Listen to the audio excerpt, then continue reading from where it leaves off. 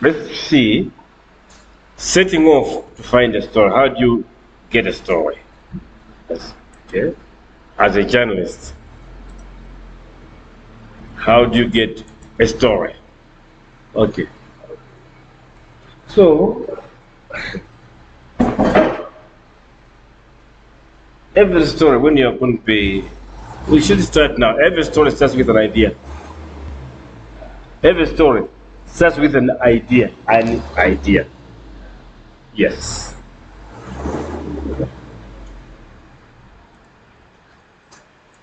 Um, so, but where these ideas come from is now what we learned previously on getting stories. So as a journalist, you always need to have an idea about what you're going to write about.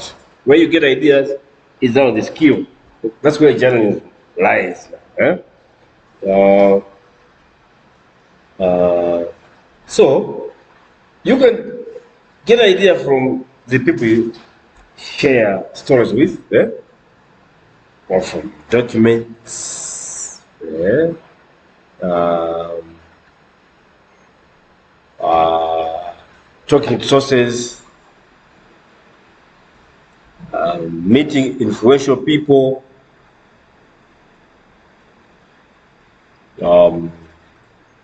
or merely keeping an eye on a broad range of new developments. You can also get this on social network sites such as Facebook and Twitter. And the significant role, the significant role which these two play, like Facebook and Twitter, in monitoring news breaks and leads. Today, in the past, a journalist would break. In the past, journalists had a monopoly of information. They would break the news. They had control of the information. They were just lecturing to people. But today, it's two ways. You can break the news. Yes, on your account. For example, an accident has happened somewhere on the bridge. You're the first to see. You've taken the picture and put on your Facebook account. You have broken the news. So I'll be learning from you. So, investigative journalism is all about pushing yourself out of your comfort zone, exploring the unknown, and taking calculated risks. It's uncharted waters. It's something which is we are going to be learning there. Okay. So one must read and keep your eyes and ears open. Always read, and keep your eyes and ears always open. Don't stay there and say, "I'll get a story." No, read. Okay. Okay. Now let's see how to find the story. Okay, so that's where we are. The stories, where you are there, you must have one area of interest. Eventually it comes. You may not know when you haven't practiced, but when you're in the practice, you find that you are leaning towards certain practice, or certain beat, a bit or a round. Maybe economics, the environment, agriculture, education, and so as you develop your interest there, that's mostly as you go deeper, that's where you now start unearthing, start finding something interesting. So from question raised in previous stories, or from current events, so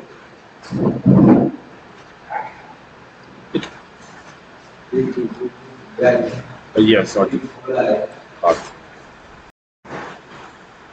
So, the stories which are written on radio or on TV, you can still get, you connect the pieces, you find there's something missing, something lacking. Eh? You can start investigating from there. Okay. So, it could be inspired from something uh, read somewhere, or it may stem from personal experience, a conversation, or a chance remark by somebody.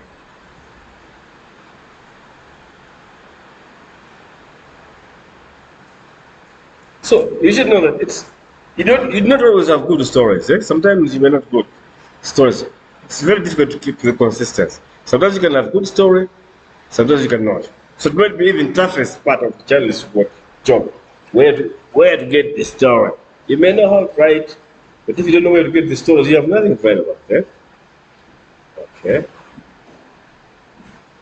So first, that is what this writer refers to as, that is the romance factor. The romance factor we're referring to as a budding or upcoming investigative journalist. When you're beginning your professional journey with fantasies or being approached in dark alleyways with confidential documents, what happens is that people tend to come secret, isn't it? The documents with secret. Can you write this? Can you do this? Eh? Well, they know you can publish it. Eh? Okay. So once the contents are revealed, a certain story makes the front page. Somebody now, they know. Okay. Front page of the newspaper. With, if all goes well, a byline in bold print. Let's say we're talking about in papers, because once you write a story, they give you what we call a byline. Do you know a byline? Do you know a byline? A byline is when you put there, you're writing a story, that you say, by chance Mtaura. That is a byline. Okay. Okay. So that's the best reward for journalists. Because they will know Chance wrote this story, isn't it? Otherwise it's called credits, yes? Yeah. Okay. And sometimes it doesn't happen. Some people, maybe for security reasons, eh? They may not put your name there. Okay. We have an example, big example, an odd example. This happened in the US. An investigative journalist revealed how a presidential candidate broke into an opposition. Let's say here, the DPP, in the government, they should break into MCP office secretly to steal the documents. Eh? It's a serious crime in our friends' country. It's a serious crime. And this president, they call it Watergate scandal. He lost his bid to be president. He was impeached. Okay, well that's serious. Okay, so you can also have anonymous phone calls. Okay, documents about political corruption are rare, but need to be checked extremely well. Okay? Secondly, that was the first step, about how you move, okay? How you're inspired. Okay?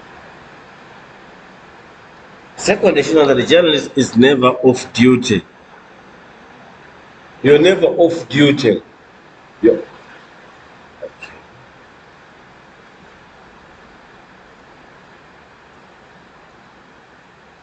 So you cannot say I'm now on a holiday, but something's happening and you keep no. Okay. So they have to keep, or we have to keep our eyes open and not blocked drains on the road as they travel to work.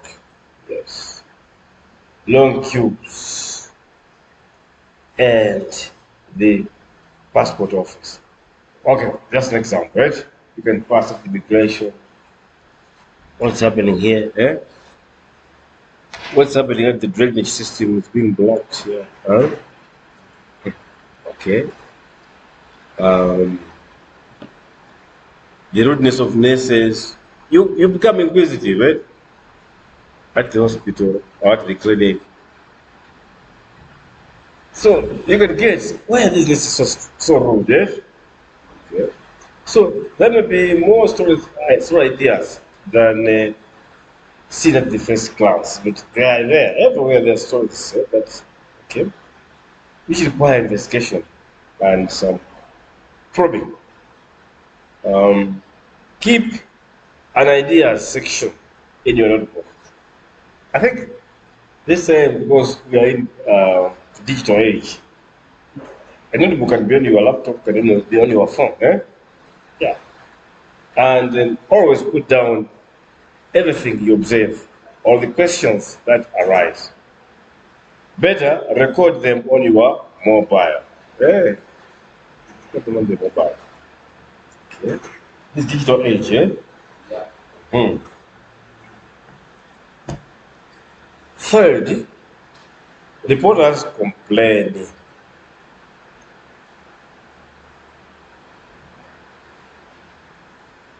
I don't have enough evidence. Even even after facing the side of a story, something happened, but the reporter complained, don't have enough evidence. Okay. So even after visiting side of a story, talking to people, and recording details.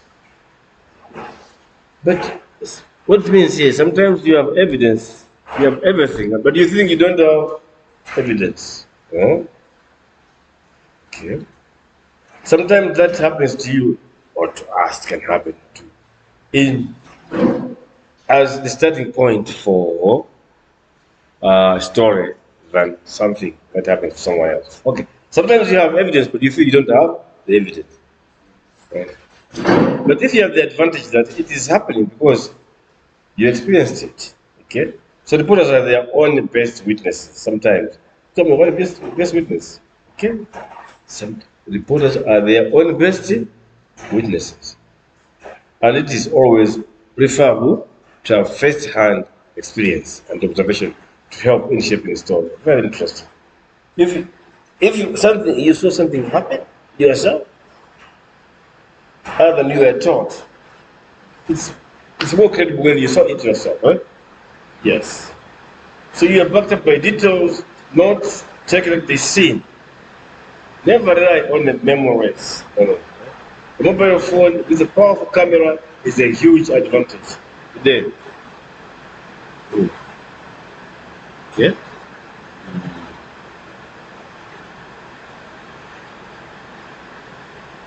Um, so photograph that leaking sewer as soon as you see it. If a sewage, I think here it may not be used. A sewer system leaking somewhere in the road. Just say, hey, this is the council. Ah, so they're not doing a good job. Sometimes you don't even see anything, you don't care. But it's a story. Why? Hmm? Yeah. Um, so, let's to the next stage. What happens is also the what do you call personal factor. Okay, just a moment. There is what do you call personal factor. Eh? Uh, there some points to raise on this one. There are about uh, two or so. The first one, no, there are two, I should say. Two problems could arise when working on a story idea. The first, which one is feelings may get in the way of conducting vast investigative story. Yes, feelings meaning You may be so angry about the behavior of public officials. Eh? So these people are stealing like this. Personal. Okay. Instead of uncovering the story and presenting facts, the story goes on to blame and accuse. So avoid getting catchy feelings of being, okay? This is where journalists need to confront their own behavior and feelings to ensure no bias keeps into or creeps or seeps into in a fact-driven story. Yeah, you can be angry, that's human. You can be affected, but sure, personal feelings should be, personal factor should be there. Okay, the second one is potential problem is that individual experience may not be representative. Let's say you're only one person. So it is useful to get an understanding of how many other people are similarly affected. Eh? Did you experience certain treatment because you are a journalist, or a man, or a woman, or an educated person? Do others or have others experienced the same treatment? You just see something and don't conclude from a personal individual. Try to sample at least. Does a problem happen every day? Or was today different? So you look at different people and expand the time frame. Okay. So the way to overcome this potential pitfall, how do you do? Is to broaden the reporting beyond one single case. Yes. Writing about personal experiences is an opinion column, okay, not an investigative report. To make it proper report, seek reasons, understand the context, and to talk to different people to ensure your final story represents something more than just mere your personal grievances. Yeah. So these same advantages and disadvantages apply to the people you know and work with. Okay? So the experiences are real, but may not be representative and may be biased by personal feelings. Also be careful there. Additionally, stay clear of information conveyed by friends who may not have direct experience and issue or problem. Don't rely on friends, right? No. Yeah. Instead, uh, offering, I have a cousin who knows a woman who was asked for a bribe at the report. Okay, so unless the woman has a name, an address, and can be interviewed, this is just rumor or urban legend. Okay, so again, experiences. So rather, gain some experience. So again, rather, yes, should be experience is going to be starting points for a good investigation, but only starting points. Okay, they'll just give you a clue. Okay.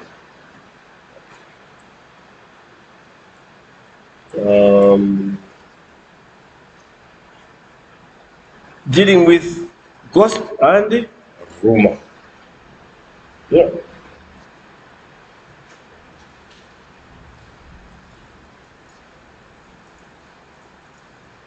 Okay.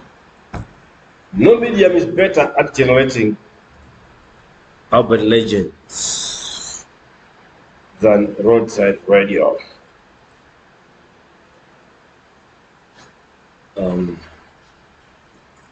The fast traveling gossip and anecdotes of street traders, vendors, taxi drivers, even minibus drivers, and passengers. Golf course carries that side of the country. But here, you look at the way drivers, have you ever taken a taxi? The taxi driver, have you ever been with a taxi driver on it, you and the taxi driver? No. I can try. They can talk the whole. If you go to Muslims, they can talk the whole trip. Eh? Well, they meet so many people and they think they know so many things. Eh? Okay. So, taxi drivers and passengers in minibus, there are so many stories. Eh? You start to wonder, where did this happen? So, golf course carries harassment. People close to politicians and policemen, for example, those who are close to the policemen, land brokers, okay, and platforms in bars and cafes. Hey, hey.